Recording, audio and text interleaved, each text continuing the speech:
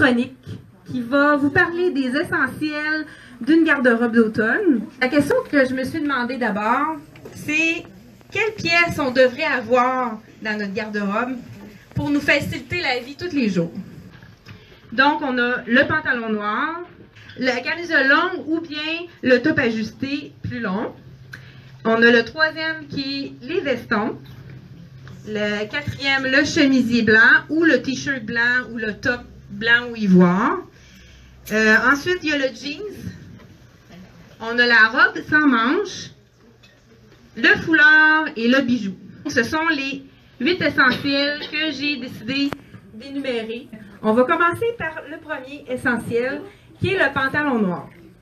Ici, Laurence nous donne un essentiel, un pantalon noir étroit, qui peut être même considéré comme un legging parce qu'il est très ajusté. Et deuxième essentiel, on a la camisole longue. Parce que quand on met un pantalon étroit ou un skinny, c'est pas très gracieux, on voit la fourche. Donc, avec la camisole longue, ça camoufle, puis ça nous permet de pouvoir mettre un veston par-dessus plus court. C'est Marianne qui a un pantalon noir également, qui est étroit.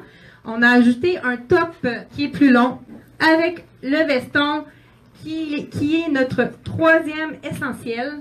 Ça complète un look, le veston. Mais pour ceux qui ne sont pas à l'aise avec le veston, on a le cardigan long ou court.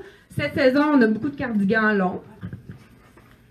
Le chandail serait peut-être un peu court pour le porter seul avec un legging. Si vous avez votre camisole longue, vous pouvez vous le permettre. Donc, ça transforme votre chandail qui devient tunique. Le quatrième essentiel, le chemisier blanc ou ivoire pour mettre avec un pantalon imprimé, parce qu'il y en a beaucoup pour l'automne.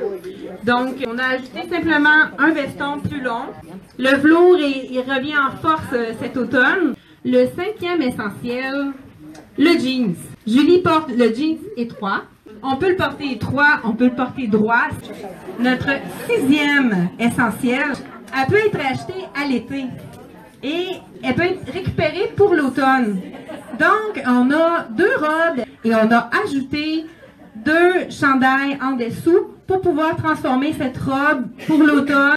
Bianca porte une robe manche courte, on a ajouté en dessous un chandail même ton. Donc, ça nous fait un petit look plus sport.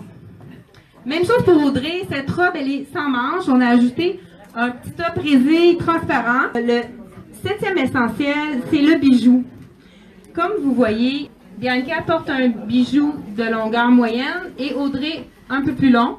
Le bijou long, elle allonge la silhouette, ça attire l'attention ailleurs, puis ça camoufle nos petites imperfections. Et le dernier essentiel, on y va avec le foulard.